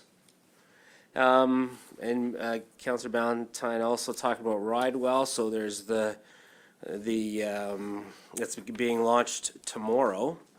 So that's going to be great, and it's really a good opportunity to give residents a different way of getting around the county. I was on a road tour today for the county's solid waste services, and it just floors me how large the county is. So something like this is really, really important. It's not going to be a silver bullet. It's not going to make everything easy. Not going to make the county easy to get everywhere in the county all at the same time, but it is moving in the right direction. So I'm excited about that launch tomorrow. Council also approved the tender for the Badley Bridge replacement. So the winning bidder was Luby Builders of Stratford, and the amount of the tender was just under $5.9 million. So as far as the timelines for that project, the construction will start October this month. The bridge will not be shut during that phase. It's going to be water work, and working on the pier, but the bridge will remain open. Bridge will be closed in January 2020, and it'll open again in November 2020. And the project will be completed in December 2020. So that project is moving ahead. And that's my county council report. Councillor committee updates. Councillor Kittredge. Thank you, Mayor. Safe Communities has their Safe Community Day on Thursday, October 3rd. Officially, Safe Community Day is tomorrow, but we're celebrating that with a lot of workshops for children's at schools. I'll be there for the farm safety. There is a new website for safe communities for the county, and there's going to be different modules for different safe communities to post their events and what they're doing. Farm Safety is also going to be using that website because Farm Safety has no website. Also, Inspector Scott Lawson is doing the final presentation to the police board for the safe communities, and then later we'll be going to each council throughout the county to make his presentation. Thanks, Councillor Kittredge. Councillor Dunsmore. So Economic Development met again, and we updated the priority site list, and working with the owners there to find money through the CIP to help them spruce up the places and get them out on the market so we can generate some business in there. CSAC met, and staff did a great job in bringing them up to date on the master recreation plan. We were updated on the Bissell Park project, and that's been moved off till the springtime. So it was just getting a little too rushed to get things done before the snow flies. So everybody thought it was better to leave it as is and get back at that in the springtime. And they've worked closely with Riverfest so that they know that they can get it in and get it to the state where Riverfest can utilize the property next year. So that's about it. It's Councillor Dunsmore and Councillor McRae. Healthy growth. We had a presentation from the County Economic Development Officer. Disturbing news regarding the lack of attainable housing and rentals in Centre Wellington. Today's median house prices are $725,000 in Elora and $480,000 in Fergus.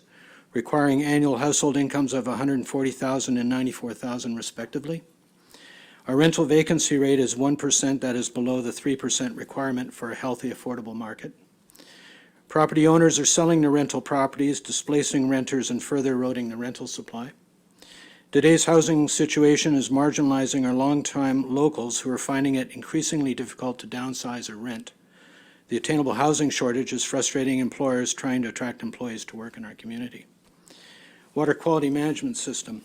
It was our quarterly review of June to September operations related to water and wastewater management. No incidents of regulatory noncompliance for wastewater and only one water incident related to timing of a form's completion. The procedure has been revised to improve the reporting process going forward. I'm continually impressed with staff efforts to address ongoing challenges associated with maintaining our water and wastewater infrastructure using cost-effective methods. Examples include installing water hydrant transmitters to detect water main leaks and sewer flow meters to detect groundwater infiltrating our sewers. Both situations represent lost revenue due to loss of treated drinking water and treating of groundwater seepage as effluent. The data will be used to guide capital projects in areas with high leakage or inflow. Other challenges include chlorine off-gassing, corroding exposed stainless steel in our wells contact chambers. Staff are investigating coating methods to protect the exposed metal as opposed to replacement. 44 of our 740 hydrants are due for repainting as part of general maintenance to prolong their use rather than replacement. Some challenges with maintaining equal flow distribution into the Fergus secondary sewage treatment system. Options are currently being reviewed to ensure volumes can be measured and controlled. Staff in the interim have installed a makeshift gate to manually improve the flow. During replacement of lateral service lines connecting our older residents with the sewer, staff are installing cleanouts at the lot lines to reduce the time involved dealing with lateral blockage issues due to grease, roots, and non-flushable items. Consumer feedback is a good indicator of water quality in the distribution system. Received only 16 complaints, majority of which were related to low water pressure as opposed to a few discolored water and a couple of water hardness issues. The discolored water issues will likely disappear when the new iron filter at well F7 is installed. Water hardness issues were attributed to malfunctioning water softeners. Upon investigation, majority of low-pressure concerns are related to the homeowner's use of water-saving faucets and the new Plex plastic piping that reduces water flow. Other low-pressure concerns may be related to dead-end water mains prevalent in cul-de-sacs and subdivision build-out phasing. Staff are continuing to monitor water pressure in the system during different times of the day and night. Possible ways to increase the pressure would be to install a new pressure zone or booster station. Grand River Conservation Authority. The board approved the following action items. Residential program wind down. We're getting out of the rental business with accommodations. Human Resources Policies update for 2019. Provincial Offences Act officer designation. Cambridge East Bank Dike Repair Tender Award to improve flood management. Acquisition of river level measuring and logging equipment to also help better track flood flows. Demolition and soil remediation services at Brant Conservation Area due to a fuel oil spill. Haldeman County Memorandum of Understanding for plan review services to be provided by the GRCA. We also received as information the CEO's report about meeting with the Minister of the Environment, the cash and investment status, financial summary, first draft of our 2020 budget, water control structures, major maintenance forecast from 2019 to 2024, some environmental assessments and current watershed conditions. Thanks, Councillor McCray. Councillor Foster. Thank you, Mayor. Last week I attended an electrical distributors association meeting in Waterloo, looking at a number of issues there. One of the things I want to bring to council's attention is our hydro utility, as we know, is owned locally, and in the sector we're seeing utilities merge with others, and I think it's important that we recognize the value of having local control over our hydro utility, and that's something that we're mindful of. Healthy Growth Committee, Councillor McCray already spoke to that. I too was quite interested to hear about the median pricing in Fergus and Allura and the income required to support a dwelling. Seniors Committee, ongoing, very busy place, lots and lots of activities happening there. And on Wednesday, we meet again, both Hydro and the Growth. So new things coming up on Wednesday. Thanks, Cal. Thanks, Councillor Foster. Councillor Van Leeuwen? Thank you, Mayor. As Councillor Dunsmore said, with economic development, we've met and continue to work on those priority sites. And I believe we have another meeting this week as well, so we begin the cycle again. As well as Heritage. Heritage has continues, they've broken out into a bunch of little subcommittees where they're working on different projects. Heritage also had a public open house on September 26th at Boyne Hall, where they discussed the cultural heritage landscapes, and that was a public meeting for people to come through at Boyne.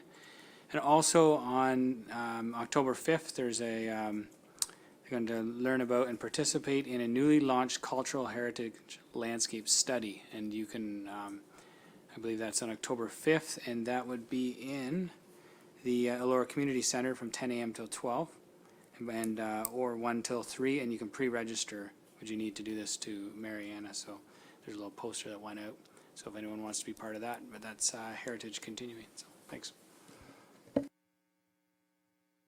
Councillor McWayne? Still no committees, but the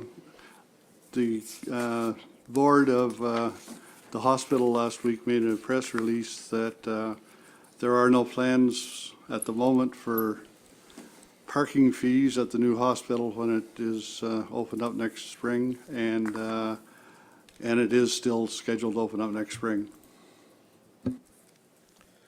Great, thank you very much. Moving on to confirmation of the agenda, now over an hour after we start. Our recommendation, the Council of the Township of Center Wellington confirm the agenda for its meeting held September 20th, 2019. Move for that. Councillor Dunsmore, seconded by. Councillor Van Leeuwen, all in favor? And that's carried. Confirmation of minutes. We have two sets of minutes there, August 22nd of this year and August 26th of this year. Recommendation of the minutes of the council meeting held August 22nd and 26th, 2019 be adopted as circulated. Mover for that recommendation. Councillor Van Leeuwen, seconded by Councillor Dunsmore. All in favor? And that's carried. Report from the Committee of the Whole from September 9th and 23rd. A recommendation that the Council of the Township of Center Wellington approve the reports from Committee of the Whole dated September 9th and 23rd, 2019 as circulated. Mover? Question? Yep. Thanks, Kelly. For the public meeting draft animal control bylaw, the recommendations don't mention raptors and venomous animals, and I believe we also removed those provisions from the draft bylaw that was presented. Carrie? Through you, I think the minutes that are still in draft form will reflect council direction that was not specifically put forth in a resolution. So I think in the coming months, when the minutes come out, that's when we would look at the direction that was outside of the actual resolutions. Okay, so these recommendations here were just the formal resolutions. Okay. Councillor McRae? Thank you, Mayor Linton. I also recall we talked about having a noise enforcement section added underneath the actual noise reference in the bylaw that we discussed, and I believe that was to be included. I didn't see it in the minutes as well. Again, the minutes are still in draft form. You haven't seen them. So if you recall that meeting, there was direction verbally, there was direction by a resolution. The only thing that comes forward in the report of the Committee of the Whole is the actual resolution. So check the minutes maybe next month if I get them done, and for that direction that was done outside of an actual resolution. Okay, and then in addition to that, next time this comes to council, then we have the whole debate about the bylaw anyway. Yes, Right. yes. Hopefully in October is the plan. Yeah, okay. So two opportunities. Yes. Okay. All in favor? Opposed? That's carried. Okay, delegations. Firstly, we have no delegation, sorry. Consideration of reports 9, Healthy Community Design Baseline Project. And we'll turn things over to Marianne.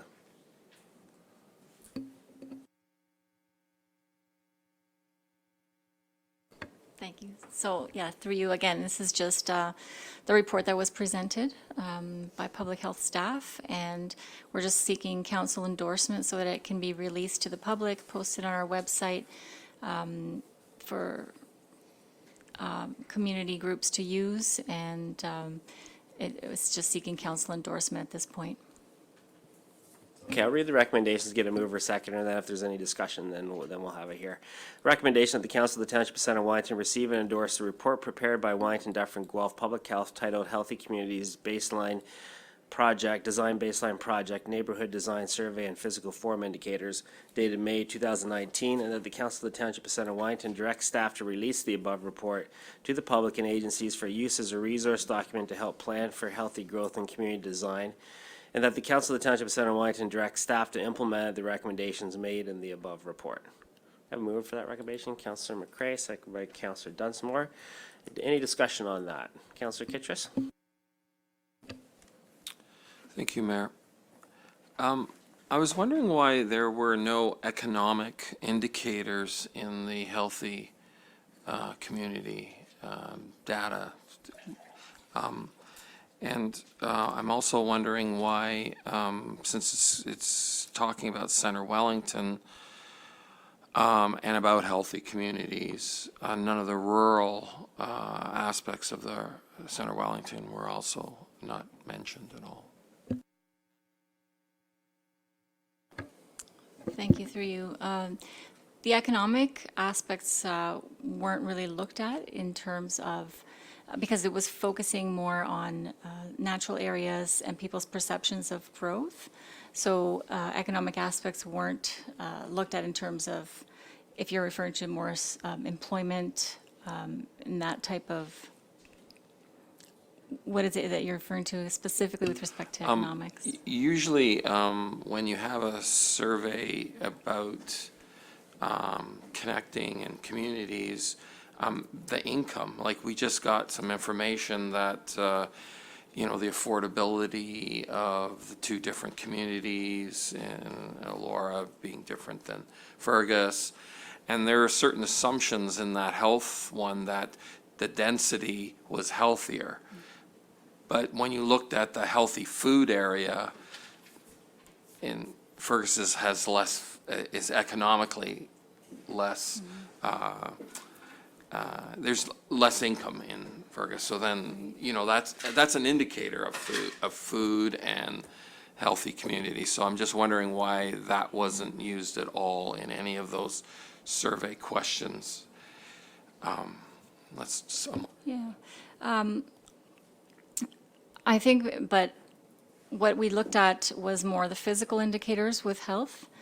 We didn't explore the differences between local incomes, basically, between the two communities, for example, or access to supermarkets. So it was related more just to on the ground, like distance to supermarkets, rather than economic availability.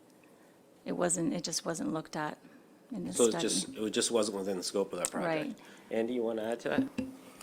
Just at the end of the day, this is the Wellington Dufferin Guelph Public Health pieces. They're bringing their expertise with regards to their expertise in this and didn't want to flavor any other. We are doing other studies, and the county are doing other studies to look at other indicators. This is strictly with regards to the physical and public health of an individual, and more of that type of indicators that they have the expertise in and can assist us in moving forward. So that's what they brought to the table, is very specific pieces that they have the expertise in to be able to assist us. And they didn't want to go beyond that scope in order to say, well, we can give you, they're not the experts in certain areas of fields like economic growth and it's those natures. So it's just very specific to their expertise. And can you just confirm, we didn't pay for this, right? No. Okay. Anything else from council? Councilor Kittrus? So when this is going to be used as the base information, what is the end product for using this information for? Like, what's that? Because I have concerns about it being used as base information, partly because of the number of respondents and the demographics of the respondents. There's no economic indicators. And so I'm just wondering, like, so what's the end result that this will be used for as the starting base? What we're looking for through you is basically a starting point. So if we also develop, see as we're going through that some things haven't been assessed, we can add indicators as we go as well. Like there were certain indicators that we looked at, but we didn't have enough data right now at this point. In 5 years, we may actually develop a few extra indicators that we might have data on. But what we're trying to do is develop a baseline, a study for the indicators that we've chosen, which we thought would reflect this community best in terms of people's perceptions and the indicators of healthy growth. And then we're going to be looking at, in 5 years, policy development from this point. So some public education and the various tools that she spoke about, Amy spoke about, in terms of the recommendations that were made, and try to implement some of those, and then see if in 5 years' time, if anything has changed, if any progress has been made, and if we have to adjust some of our indicators as well. So it's basically just a tool to gauge progress, but it also is sort of a living document as well in terms of how it's going to proceed or progress over time.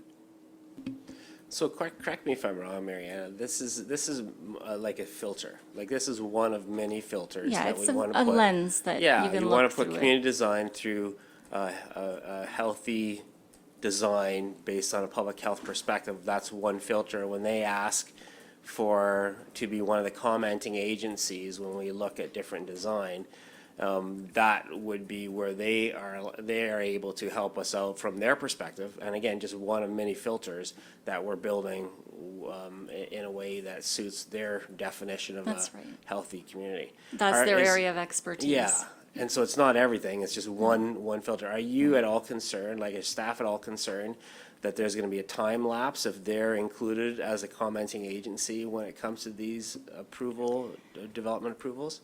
They're actually very timely in their responses to us. So if we give them the larger projects to look at, they actually respond quite quickly. They have a lot of staff available. And have we used them before? Yes, they've looked at our urban design guidelines and a couple of our key projects. They've started to provide, now that we knew that the resource was available, they've started to provide some comments to us. And the comments have been valuable? Yes. Okay. Anything else from council on this one? Okay, all in favor? Opposed? And that carries. Thanks, Mariana. 9.2 application for St. Patrick Street East. And we have a report from our Managing Director of Planning and Development, Brett. Welcome, Brett. Thank you, Mayor Linton and council. If you recall, we had a public meeting on this application back in April, this year on April 29th. It's 484 St. Patrick Street East, and it's a zone change to change the zoning from R1B to R2. And the intent is the existing dwelling will be demolished. Council previously approved the demolition and replace it with a semi-detached dwelling. So at the public meeting, we heard some concern from some abutting neighbors. The land slopes pretty steeply down to the south. The abutting neighbors are in units, townhouse units in the Fergus Mill complex, and they're concerned about erosion of the backyard of that house and what could protect them. There's some trees along the westerly property boundary that were being removed. So subsequent to the public meeting, we directed the applicant to apply for site plan approval. We discussed the tree planting and tree removal with our urban forest coordinator. And so the site plan has come back and been through a couple of iterations. It's attached to the staff report. You can see that the proposal is for a couple of retaining walls in the backyard to stabilize the slope. As far as the design of the drainage, our engineering technologist requested, and the applicant has accommodated, that the majority of the roof runoff is going to be directed towards the St. Patrick Street side of the property. Trees to replace the lost trees have been put in the rear yard. And then the areas between the two retaining walls are to be river rock to stabilize the slope again as well. So they've met all the staff requirements as far as the site plan goes, so we are bringing forward the zoning bylaw amendment for council to approve. As far as the staff opinion about the application, it's compatible infill. We have a proposed semi that's got townhouses behind it. There are other semi-detached dwellings on the street already, so it's a modest intensification in that existing neighborhood. Thanks, Brett. Questions from council? Councillor Foster? Thank you, Kelly. A question for Brett. Yeah, Brett, I remain concerned on behalf of those neighbors about the potential for erosion. How many trees will be planted along the back lot line? And can you just describe to me in more detail the retaining wall and its effect on preventing erosion? Well, I mean, I'm not an engineer, so, but the engineers that have been retained by the applicant from Van Harden Surveying, professional engineers, have designed a system of retaining walls, so there's two of them there. It's been reviewed by our municipal engineering technologists, so the specifications for it get reviewed depending on the height of it. It may need a building permit, depends on the height, but it's been engineered. Their geotechnical study's been done to go along with that. In terms of the trees, I think we identified a total of 8 replacement trees. They're not all on the back property line. Some of them are just in the rear yard. There's also a 5-foot board fence proposed along the rear property line. So all those things together will sort of contain any potential for erosion on the back. Anything else from council? Okay, I'll read the recommendation that the Council of the Township of Center Wellington approve application RZ 10/18 and that a bylaw to amend bylaw 2009-045 be given 3 readings. Move for that recommendation. Councillor Dunsmore, second by Councillor McCrae. All in favor? Opposed?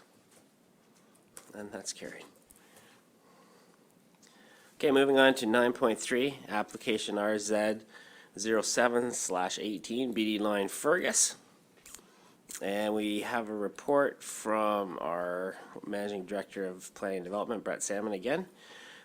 So you're going to go now? You're going to give this report? Doesn't matter.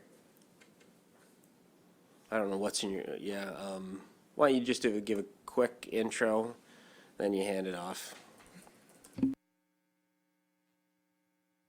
Okay, thank you. I'll give a quick summary.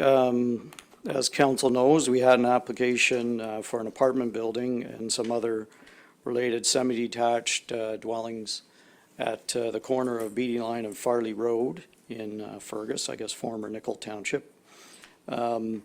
We've held a public meeting in February. There's some concern from the abutting neighbors about compatibility of the unit types, about the tree removal, about the relative height of buildings and the lack of amenity space. So subsequent to the public meeting, the applicant proposed some fairly significant revisions to the plan. That included changing from a 4-story apartment building with surface parking to a 5-story building with the parking underground. That enabled the amenity area to be increased in size significantly. So that redesign was put forward. The applicant organized his own neighborhood public meeting. I believe Councillor McCrae and Councillor Foster both attended those meetings, and as did a number of people within the immediate neighborhood. And then subsequent to that public meeting, we still continued to hear with a few concerns. So prior to this staff report being brought forward, a few additional modifications were made, including an increase in the width of a buffer between the houses on Duncan Court in the proposed development, a commitment to change dwellings from semis to singles backing onto those and limiting the height to 2 stories. And the applicant has also produced some renderings that show sort of the relative height of the buildings and the separation distances. So we've concluded at the staff level that it conforms to the growth plan and it's consistent with the policy statement and it conforms to both the county and the township OP. So we're recommending approval. I can go through my report in more detail, but the applicant is also here to speak to this matter. That's great. Thank you very much, Brad. So I'll call on the delegation, Astrid and Taylor. Is it Astrid, are you going to do the presentation? Okay. Welcome.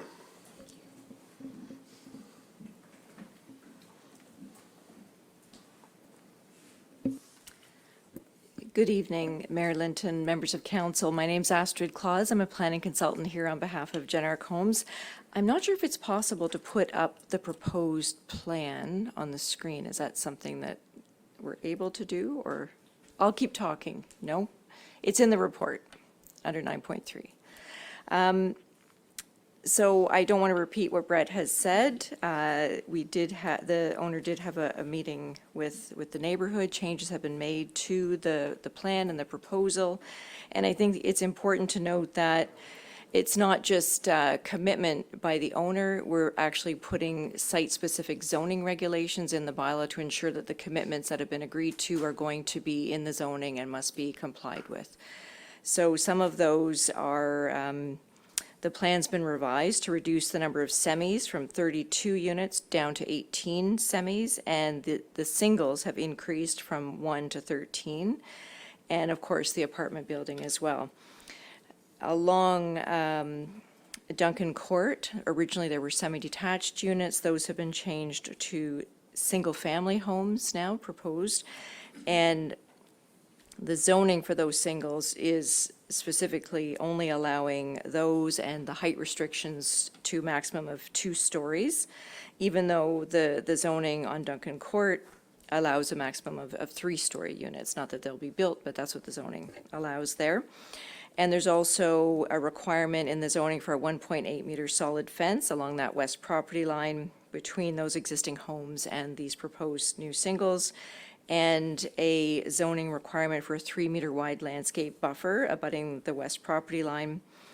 So then from the singles across the condo road, it'll transition into semi-detached units on the other side of the road, and those semis are also going to have a specialized regulation requiring them to be a maximum of 2 stories in height.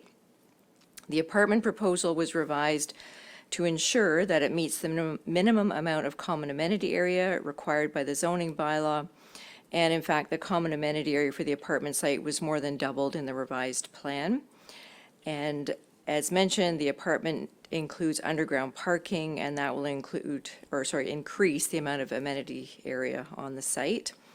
The apartment will provide rental housing, which is needed in Centre Wellington. As noted in the staff report, the provincial A Place to Grow encourages intensification within the delineated built-up area, and this property is within the delineated built-up area.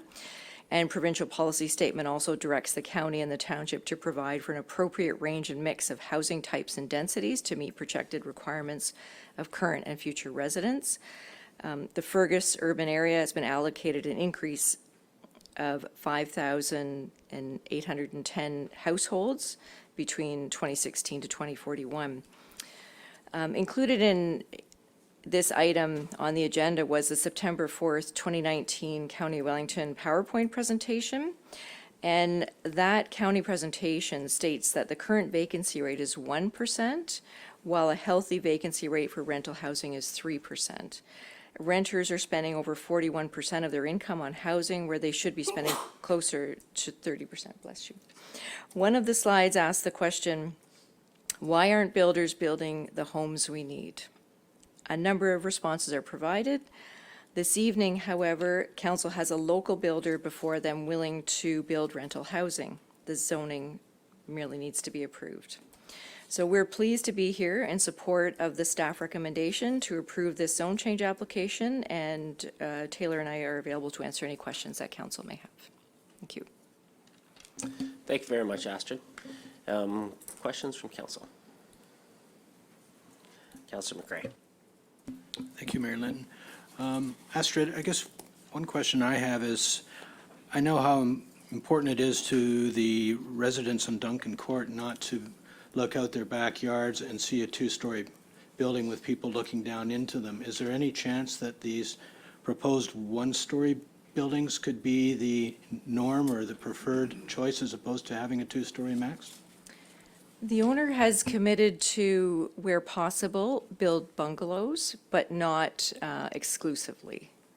So there is a maximum of two-story height.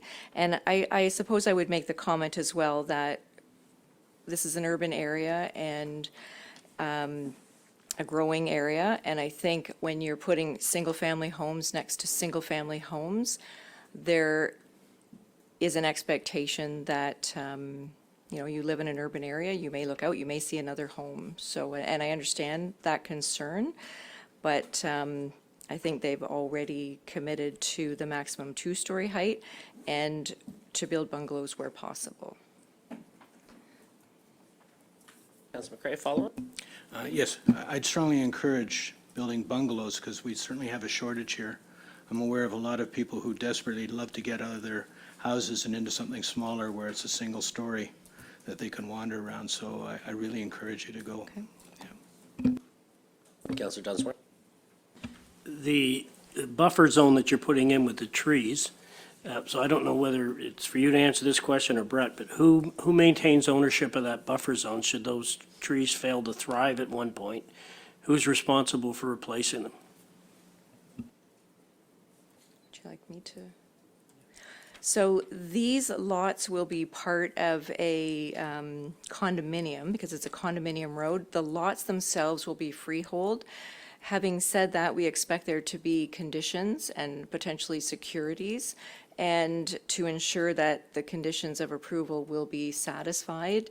And it's possible, and we've seen this in other cases, that the declaration will, and the zoning already requires this 3-meter landscape strip. So there can be various assurances built into conditions and agreements, development agreements, et cetera, to ensure that those are maintained.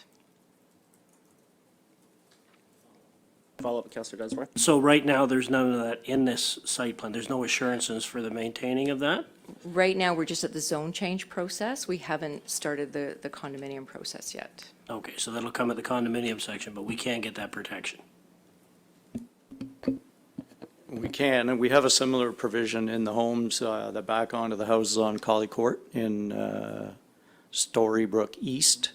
The homes along that stretch have tree planting put in by the developer and covenant on title that they're responsible to, the homeowner has to retain them as trees and can't build sheds and whatnot in that area.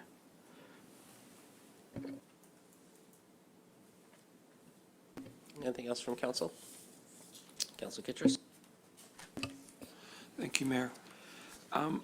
Astrid, the diagram that we have here, it's dated July 31st, 2019.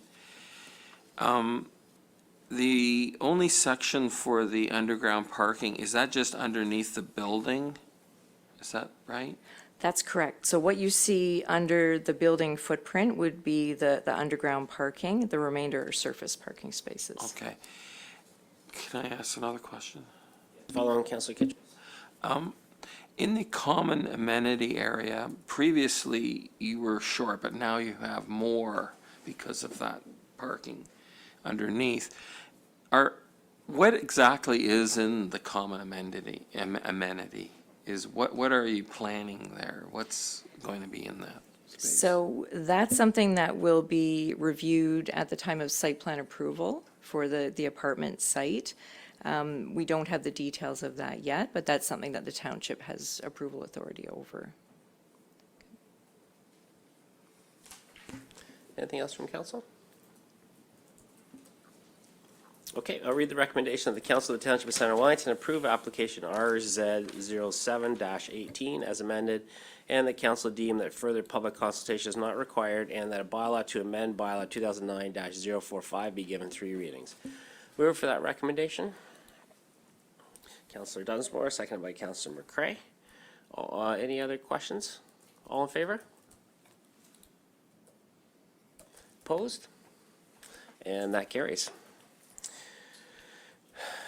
Congratulations. This kind of housing is absolutely needed in the town. And so appreciate your patience. I know it took longer than you anticipated. And I'm looking forward to this building starting. Thank you. Moving on to 9.4, fees and charges. Bylaw amendment, and we have a report from Dan. Welcome, Dan. Thank you, Mayor Linton. This report relates to amending our fees and charges bylaw. Our fees and charges bylaw is set every year in conjunction with the budget process. And this amendment pertains to the water main connection and extension fees in Salem. Council will recall that the Salem Bridge project is currently ongoing by the county. And as part of that project, there is a water main being extended, which is a township responsibility, from the corner of Geddes and of Ruskin, extending north along Geddes Street, west along Woolwich Street to Ann Street. And there's a map in Schedule B to my report that shows the location of the water main and the properties that have the ability to connect to that water main. We do have the calculated fee to connect to this water main. There's a connection-related charge and an extension-related charge. The connection charge relates to extending the water service from the main itself and the road allowance to the property line, and it's the property owner's responsibility to extend it from the property line onto their property to their house. The second piece is the extension charge, which is the property owner's share of the cost to extend the water main across the frontage of their property. And the good news here is that 90% of the cost of the water main was considered growth related.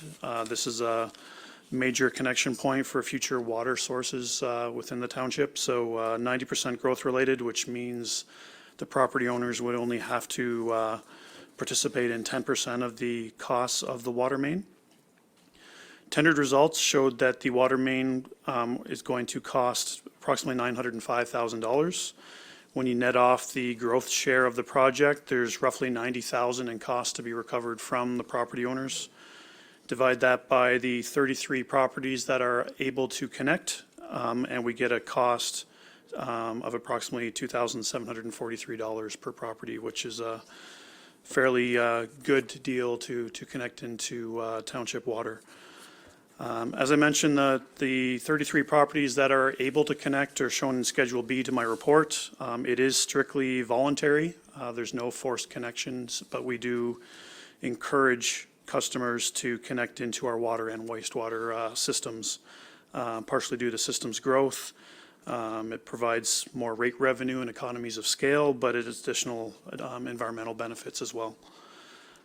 We do have the ability to enter into agreements with the property owners to finance that amount over 10 to 15 years at our current borrowing rate. So we have the ability to assist properties in connecting from that sense. But with that, the proposed bylaw amendment is attached to my report, and I'd be happy to answer any questions. Great, thanks, Dan. So the connection cost, just to reiterate, just over $2,700 for the resident, which is really good. And a lot of these residents, aren't they on the low pressure system, which is like 900 something a year, every year, right? Okay. Councillor McLean? Thanks, Shelley. I noticed for some reason Schedule A and B didn't come up on my computer here tonight, so, but when I was looking at it at home, if I read it correctly, the diagram showed that only residents right on the main drag were eligible.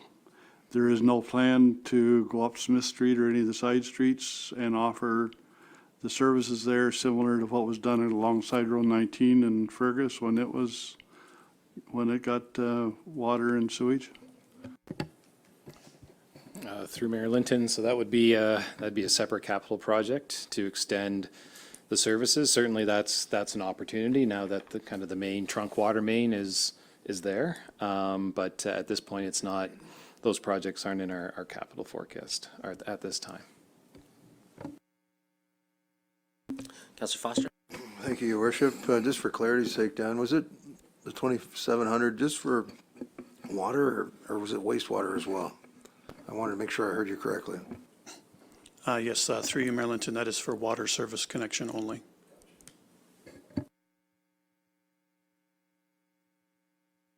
Councillor McCray. Thank you, Mayor Linton. Dan, I'm just curious. So if a homeowner wants to connect, then they make arrangements with the construction crew that's currently working on the project? Or do they have to get their own person to come and trench from their house to their property line and then a separate contractor comes and does the other part? I think I'll tackle that one if that's okay, through Mayor Linton. So yeah, the county's contractor will be extending the service to the property line. And so it would be up to the individual homeowners to hire a plumber or their own contractor to take the service from where we've left off at property line and bring it into their home and adjust their own home plumbing to accept the new service. So that would be their cost and their responsibility to do that work.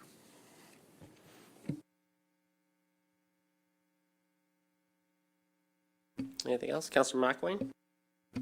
Just to follow up to that, any estimate of what the cost is to go from the property line into the home? And assuming it's not also included or part of what could be included in your tax bill and written off over a period of time. Yeah, no, that would be totally separate. Each situation would be unique. Yeah, I wouldn't even want to kind of hazard a guess because it all depends what obstructions are in the way. Are they restoring driveways? Are they restoring going under a porch? Like there's just so many factors involved. It'd be hard to estimate. But it's once it gets into private property, it becomes the responsibility of the homeowner. That's been our policy. Okay, I read the recommendation of the Council of the Township of Southern Wellington, approve an amendment to the Township's fees and charges bylaw with respect to water main connection and extension fees in Salem as outlined in Report COR 2019-62 dated September 30th, 2019, and that a bylaw be signed by the Mayor and Clerk with respect to the amendment. Move for that recommendation, Councillor McCray, seconded by Councillor Dunsmore. All in favor? And that's carried. Delegation of authority, 9.5. Dan? Thank you, Mayor Linton. This is a report to delegate authority to myself to enter into extension agreements with applicable and eligible properties for taxation purposes. So an extension agreement is important because through the tax sale process currently within the township, if a property becomes 3 years in tax arrears, that triggers a tax sale process. We had the ability to change our practice to enter into that tax sale process after 2 years, but at this point, we've decided to maintain the 3-year rule, and we don't trigger that tax sale process until we've had 3 years of tax arrears.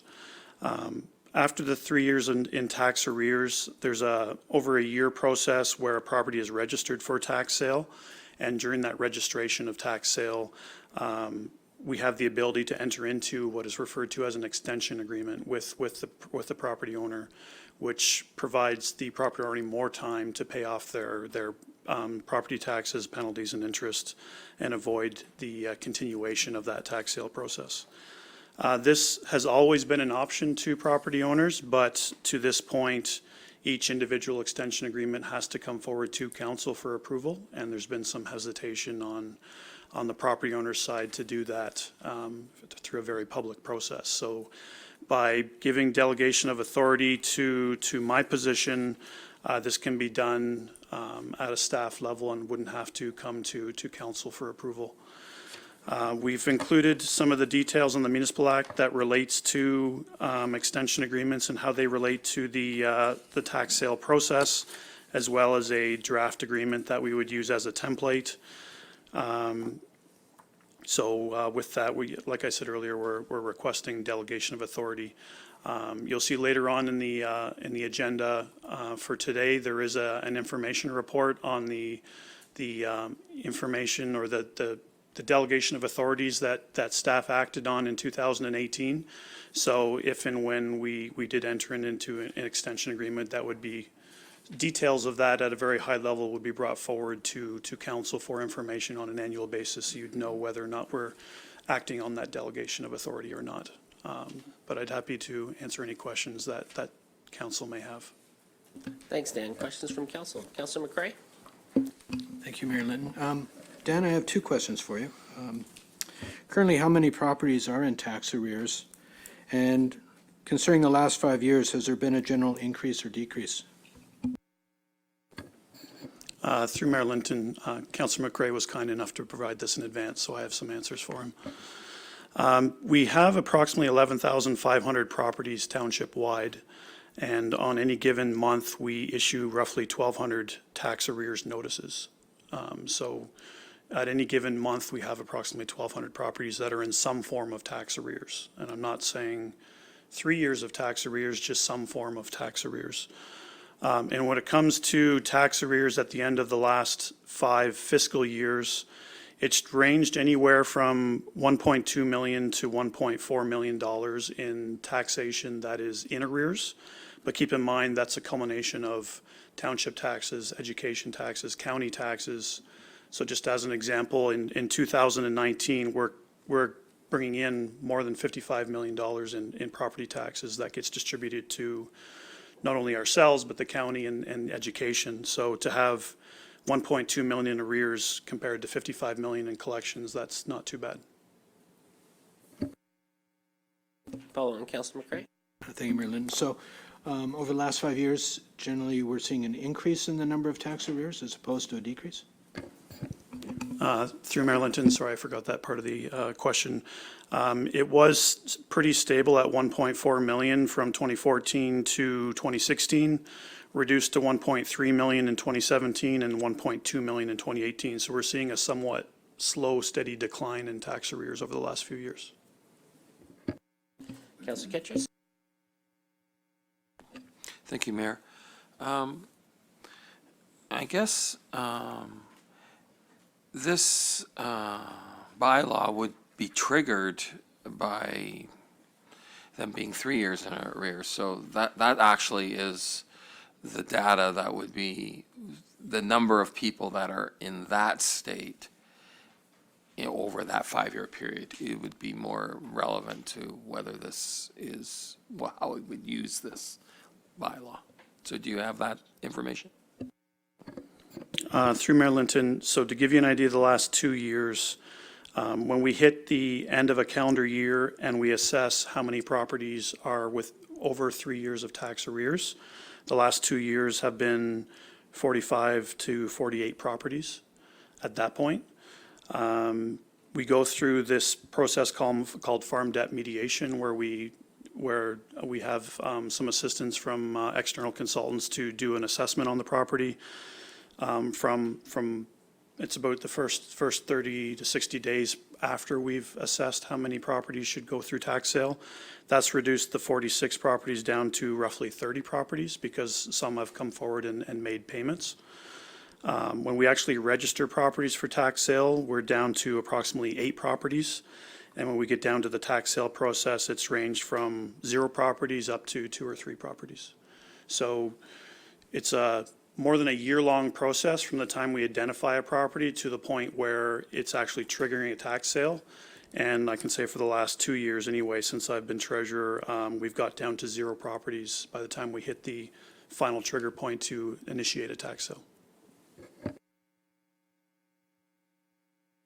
Councillor Foster? Thank you, Your Worship. So Dan, just for clarity's sake, can you talk me through this timeline? So what I'm getting at here is, here we are in 2019. So let's suppose it's January 2019. and taxes weren't paid in 2018, taxes weren't paid in 17, taxes weren't paid in 2016. So when you open the new year, the year we're in currently, you now have 3 years where taxes weren't paid. Is it then and only then that you would act?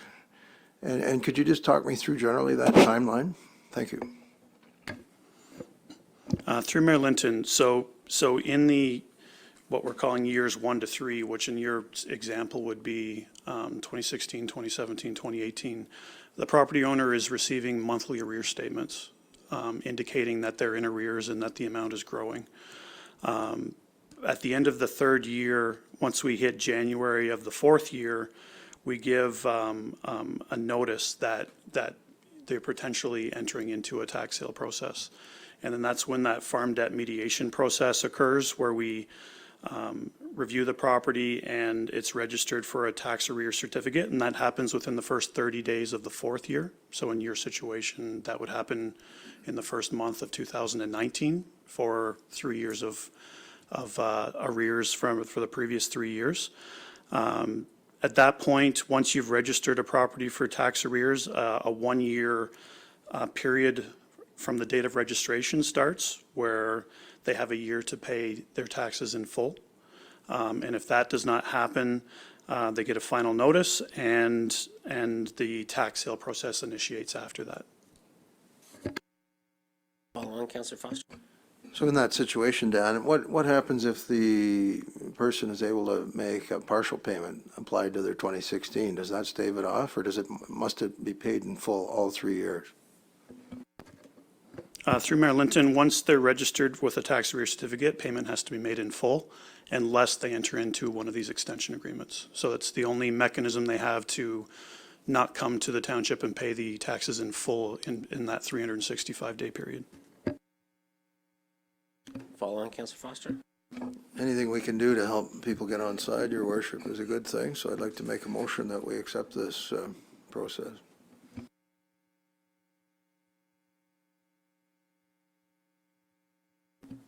So I'll read the recommendation then? Sure. Okay. Recommendation of the Council of the Township of Centre Wellington delegate authority to the Managing Director of Corporate Services and Treasurers to enter into an extension agreement with applicable and eligible properties for taxation purposes, and that bylaw 2016-041 be amended to reflect this added delegation of authority. Moved by Councillor Foster, seconded by Councillor Van Leeuwen. All in favor? And that's carried. Okay, 9.6 on a different topic. Some exciting news. South Roads washroom agreement and bylaw, and pardon, we'll pass it over to our Director of Community Services. You guys are your name tag's all screwed up, eh? Brett. I don't think you're Brett. Pat. It's the first time I saw it all night. Okay. So this is a great news for the municipality. We have entered, or we've put agreement together, staff and Right Haven Homes have put together an agreement where Right Haven Homes, and Stephen Wright is here this evening, will build a washroom, public accessible washroom at Southridge Park. And in exchange for taking on all that cost, Right Haven Homes will display their sign on the side of that building for 20 years.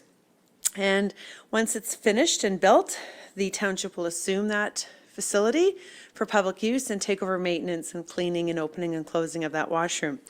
So it's a really great opportunity for a public private partnership where both parties benefit, as well as the township and all the users of Southridge Park will be able to use this washroom. The township had planned to build a washroom in 2019 and were approached by Mr. Wright to take on this project. So we've been working through this agreement and we have it here tonight for your consideration. Thank you. Thank you very much. Pat, questions from council? Okay. No, I think this is Councillor. No? Okay, you're just getting ready there, so. No, I'm really pleased about this. This is the second one that we have partnership that we have to provide a much needed washroom facility at a very busy park. on that side of Elora. So thanks very much to Steve and your team in putting this forward. It's an exciting opportunity to not have this on the tax base and have an opportunity for a company like yourselves move forward and provide this asset to the community. So thank you very much. You want to speak to it? Sure. Come on up. Yeah, for sure. It was, here, let me get to stream live. It was an opportunity that came out of an extension of doing the park in Granwood. And when Pat and Andy approached me on it, it was a no-brainer for me to get involved in building it at the South Ridge Park because of our development there. And essentially, the reason or motivation for doing it is just a thank you to council and staff. And it's a sort of a gratitude for all the efforts that you put into to us. And this is nice to be at this side of the podium offering instead of asking for something. So it's my pleasure to offer and do this because I know the processes that you have to go through and the decisions you have to make with regards to capital budget, of course, and in the development process. This is a great opportunity for working with you as a partnership, and we're looking forward to working with the council and the Recreation Department to carry forward, and looking forward to you becoming a customer of Right Haven Homes. So my site foreman said on the sign it has to say we can even build brick, you-know-what houses. So thanks very much, Steve. Move for the, I think I have to, did I read the thing yet? No, I didn't. Recommendation of the Council of the Township of Center Wellington authorizes the mayor and clerk to execute a Southridge Park public washroom construction and advertising agreement between the Township of Center Wellington and Right Haven Homes. Move for that recommendation, Councillor McElwain, seconded by Councillor Dunsmore. All in favor? And that's carried. Closed session. I have a recommendation that the Council of the Township of Center Wellington convene in a closed session in accordance with Section 239 2B of the Municipal Act 2001 as amended to consider personal matters about identifiable individuals, including municipal employees. Motion to move into closed. Councillor Dunsmore, seconded by Councillor Van Leeuwen. All in favor? And that's carried. And we're going to move in closed. We're going to take about a 5-minute break, and then we'll reconvene in closed session here. Yeah, might as well. And here, we'll do it.